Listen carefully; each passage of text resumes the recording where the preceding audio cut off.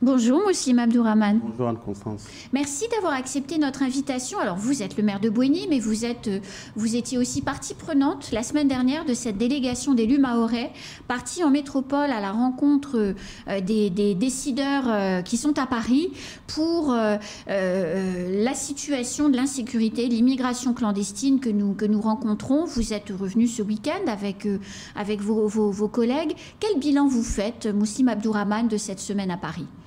Alors d'abord, je vais d'abord remercier monsieur David Lisnard, le président de l'Association des maires, qui a mobilisé toute son équipe pour qu'il nous accompagne dans la démarche que nous avons entamée depuis Mayotte. Alors, cette déplacement a fait 3 temps. Premier temps, une conférence de presse, rencontrer un certain nombre de presse nationales pour qu'ils puissent véhiculer également ce dont on a voulu faire entendre là-bas. Sur ce coup, ça a été une réussite parce qu'on a eu au moins 5 presses nationales qui ont repris... dont Le Monde, dont l'AFP avec une dépêche de l'AFP qui ont repris l'information dans leurs journaux. Et puis après, on a rencontré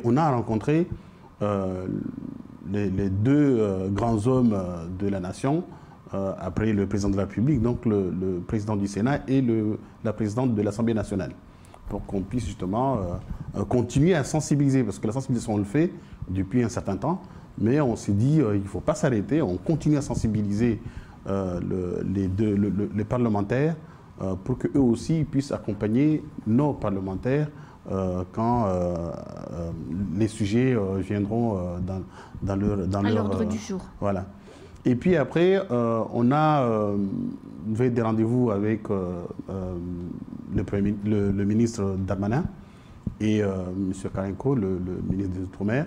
On n'a pas pu rencontrer M. Darmanin, mais on a rencontré M. Karenko avec le premier conseiller du président de la République et d'autres conseillers du ministre des Affaires étrangères et du ministre de l'Intérieur, sur lesquels nous avons pu évoquer l'ensemble des sujets qui concernent le territoire. Du coup, vous revenez avec quoi, en fait?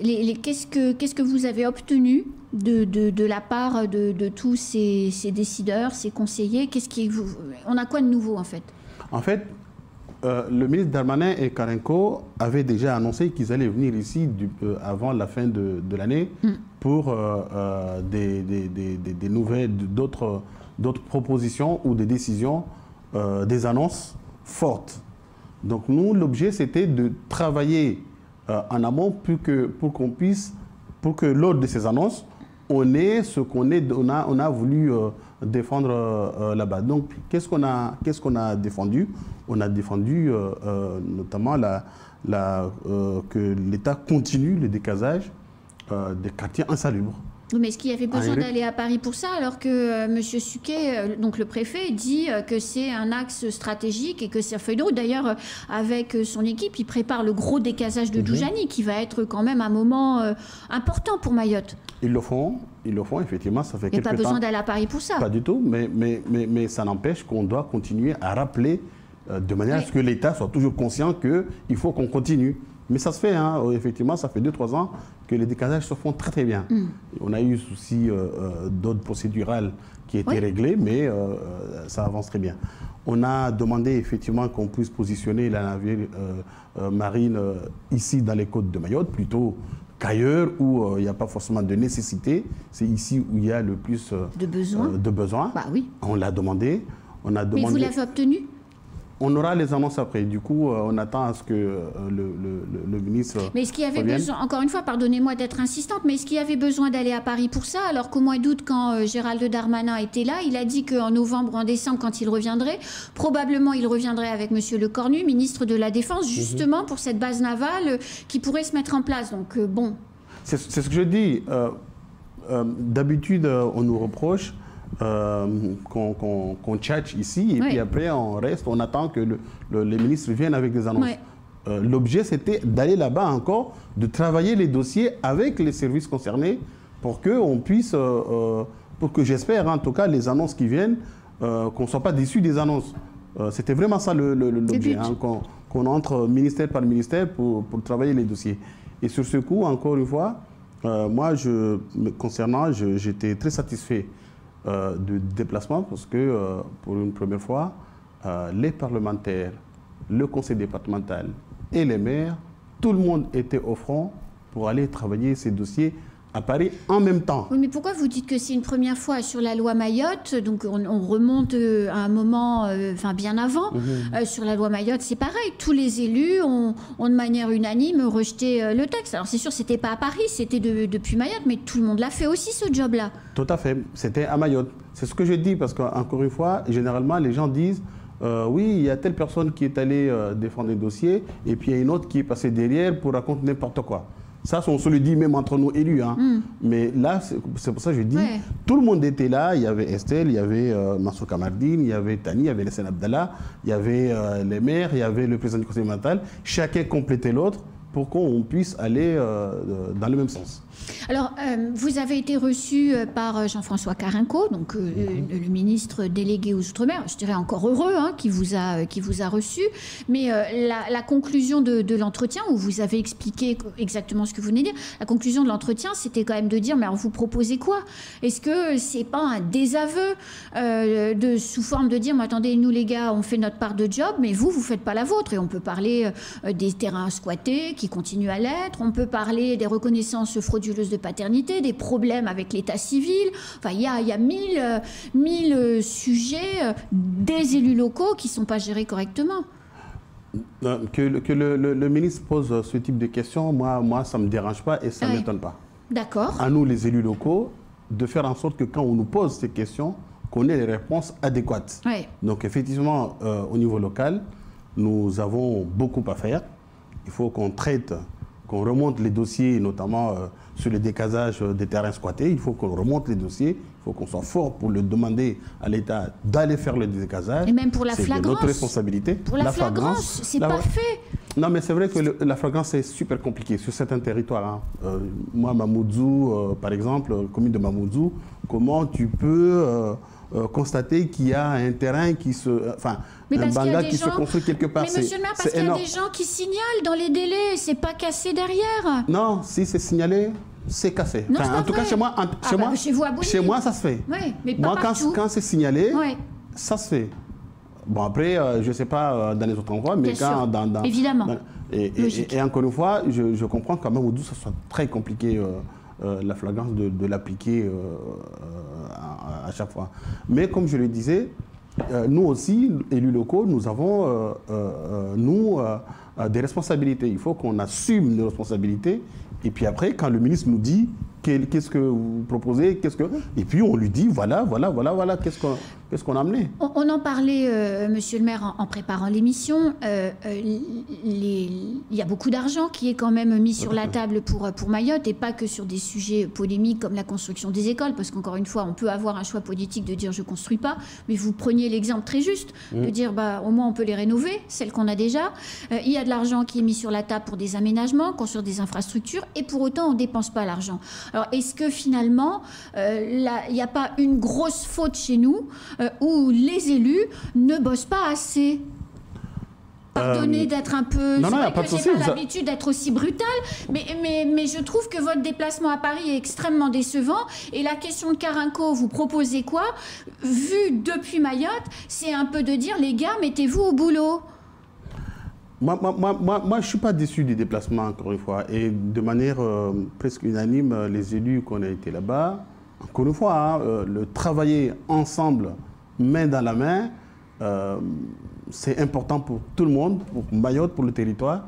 Et c'est ce qu'on a fait. Et vraiment, encore une fois, ce déplacement, on l'a toujours souhaité avant. On n'a jamais pu le faire comme ça. Donc moi, pour une première fois, je suis satisfait. On a pu mobiliser des presses nationales. On a pu aller à l'Assemblée nationale en même temps. On a pu aller voir les services ministériels en même temps.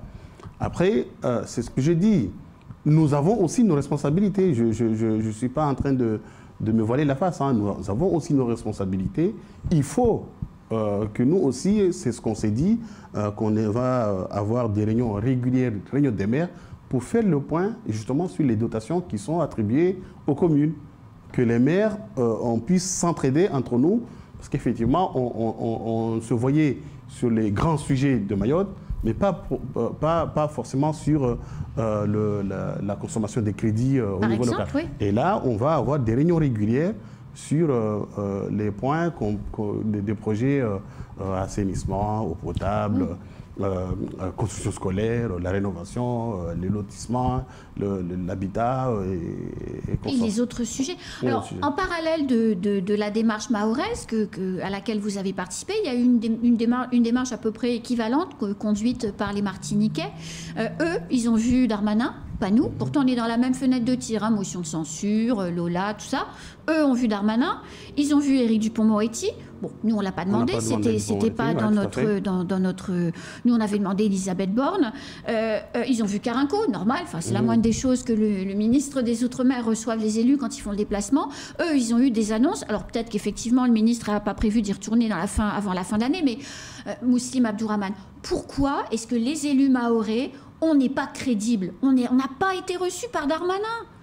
Je suis d'accord avec toi. On n'a pas été reçus avec Darmanin. Sur ce coup, c'est une petite déception. Ah bah oui. C'est une petite déception, mais encore une fois, Darmanin était là il y a un mois, il va revenir dans un mois. Bon, comme je l'ai dit, hein, quand on était là-bas, on voulait le voir, oui, mais on voulait surtout travailler le sujet avec les services. Donc, on attend les annonces, et puis après, on pourra faire le point sur qu'est-ce qui a marché, qu'est-ce qui n'a pas marché. Déjà, on se voit la semaine prochaine sur faire le point de notre déplacement. Et puis après, pareil, sur les sujets qu'on a mis à table, on va faire le point à la fin du mois pour savoir qu'est-ce qui a marché, qu'est-ce qu'on a eu, qu'est-ce qu'on n'a pas eu, et sur ce qu'on a eu, comment on va travailler autrement pour qu'on puisse se faire entendre autrement. Alors, autre sujet qui concerne, puisque vous avez fait un séminaire dans le cadre de l'Association des maires sur le projet de loi de finances, qui donc a été voté mal, mais qui a été voté. La convergence sociale, donc le projet de loi de finances de la sécurité sociale, qui est une annexe du projet de loi de finances. Pas de prise de parole des maires ou des élus, quels qu'ils soient, enfin en tout cas de nos élus mahorais, pour expliquer de manière concrète ce que contenait ce projet de loi de finances et de cette convergence sociale. Donc résultat, chacun a un peu cherché dans son coin, mais on ne sait pas finalement si 2031 c'est une réalité ou si on reste sur 2036 ou si tout le monde s'en fiche de nous en fait. Je suis complètement d'accord. C'est la raison pour laquelle, je l'ai dit, il est important que tous les élus de Mayotte puissent travailler ces dossiers ensemble, ici à Mayotte, et puis qu'on l'amène, qu'on la porte là-bas. En tout cas, de ce qu'on a eu, des engagements des présidents du Parlement, c'est qu'ils vont accompagner nos parlementaires à ce qu'ils puissent effectuer le plus d'amendements possible sur les différentes lois de finances, notamment, qui sont ici actuellement.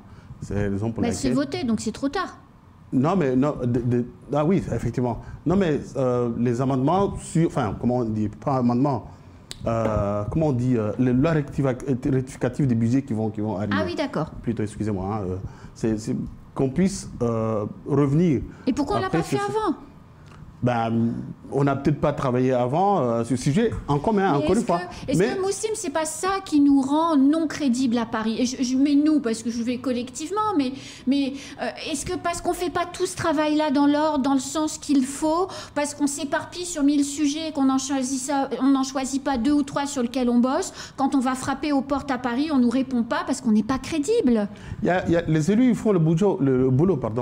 Hein. Il y a nos parlementaires qui chacun intervient sur l'ensemble des sujets. Mais effectivement, c'est ça le souci. On a tellement de sujets, il y a tellement de priorités à Mayotte, on avance tellement éparpillé qu'effectivement, on passe à côté des sujets importants. Ce qu'on a décidé là, actuellement, lors de la rencontre qu'on a eue, de la rencontre préparative du séjour, c'est justement de choisir 4-5 sujets importants sur Mayotte et qu'on puisse les travailler. Et à chaque fois qu'on a des rencontres au ministère, qu'on se focalise sur ces sujets et qu'on qu'on arrête de nous éparpiller, surtout parce qu'effectivement, tout est priorité à Mayotte. C'est ça le problème. À un moment donné, c'est vrai, on se perd un peu, mais tout est priorité à Mayotte. Tu ne peux pas prendre un sujet et en laisser d'autres. Mais malheureusement, pour bien avancer, il faut qu'on choisisse 5 sujets prioritaires, très importants, et on y va. Alors, du coup, là, maintenant, on attend le déplacement de Darmanin pour les annonces, en fait. C'est ça l'idée. Les annonces, voilà. Et donc, quand vous avez pu échanger avec Carinco, avec les conseillers qui étaient présents, ce voyage, il est prévu pour quand? Pour fin novembre. Fin novembre, on aurait Darmanin à Mayotte. Normalement. Avec Carinco ou juste Darmanin? Normalement, Darmanin, mais Carinco, c'est pas encore acté. Merci beaucoup, Mouslim Abdourahmane. Merci, Anne-Constance. C'est la fin de ce temps de parole. Tout de suite, à la suite de nos programmes.